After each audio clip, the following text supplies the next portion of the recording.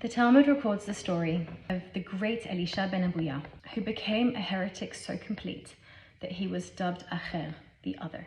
He once spent Shabbat riding his horse while his student, the venerated Rabbi Meir, walked alongside him to learn Torah from him. After 2,000 cubits, which he counted by the clopping of the horse's hooves while holding a conversation, Elisha ben Abuya stopped Rabbi Meir and redirected him back to the city, for they had reached the limits permitted to walk on Shabbat.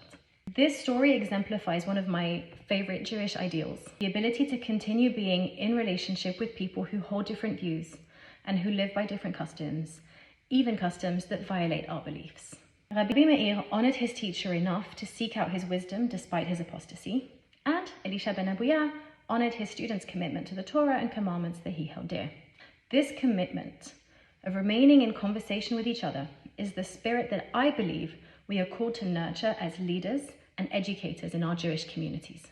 When I imagine a flourishing Jewish community, I see a place of joyful and meaningful engagement, respectful debate and dialogue, a place of creation and creativity.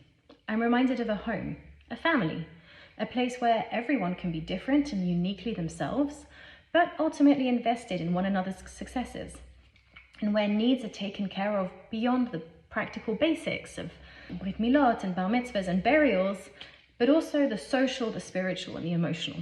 So what are the values that I feel are at the heart of developing this beautiful Jewish reality? Growth is the easy one. Growth is physical. It's seeing more folks show up to more events, more volunteers, taking on more leadership roles, and thus offering more programming to more people. More people then see the appeal of community membership, and the community will have more resources to keep running. This kind of membership growth is the bare minimum requirement for the community to be sustainable. But growth is more than just membership numbers. It's about growing our concept of what the Jewish community can be.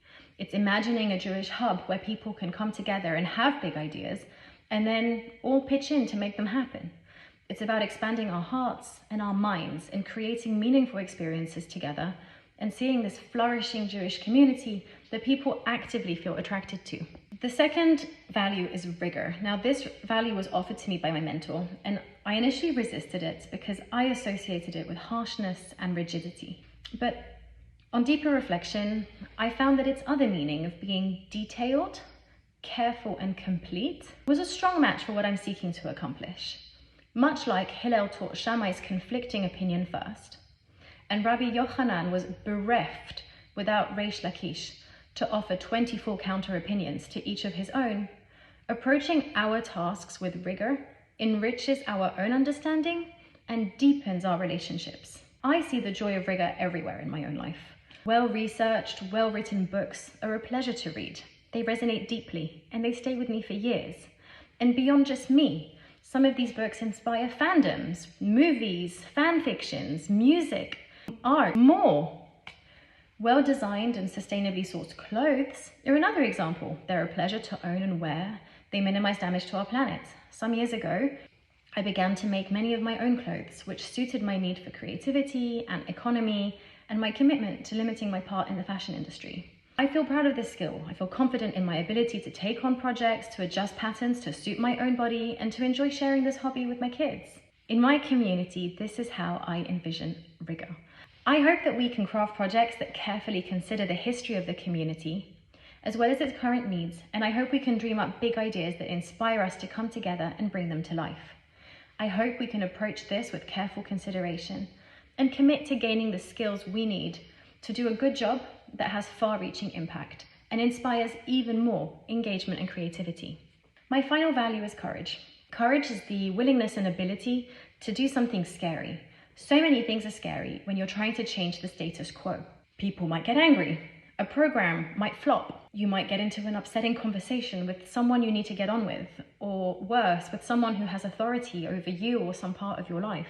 Most frightening, perhaps, is being vulnerable with your own precious wishes and desires and shining a light on your insecurities, knowing that there might not be an acceptable solution, and then you will be left holding your own disappointment and resentment.